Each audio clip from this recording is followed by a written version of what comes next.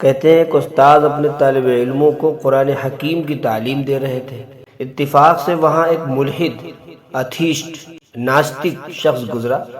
اس نے استاذ کا مذاق اڑایا اور جملہ کسا۔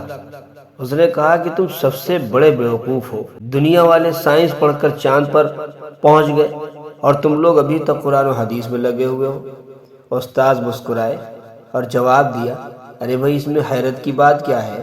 وہ مخلوق ہیں اور ایک مخلوق سے دوسری مخلوق تک پہنچنے کی کوشش کر رہے ہیں، جو ایک اچھی کوشش ہے، اور ہم بھی مخلوق ہیں، ہم اپنے خالق یعنی اللہ تک پہنچنے کی کوشش کر رہے ہیں، یہ بھی ایک بہت بہترین کوشش ہے۔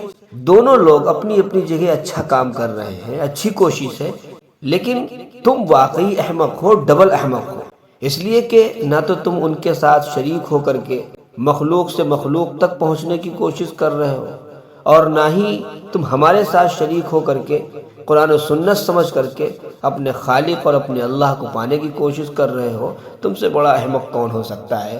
یہ سنتے ہی وہ ملحد وہاں سے نکل بھاگا۔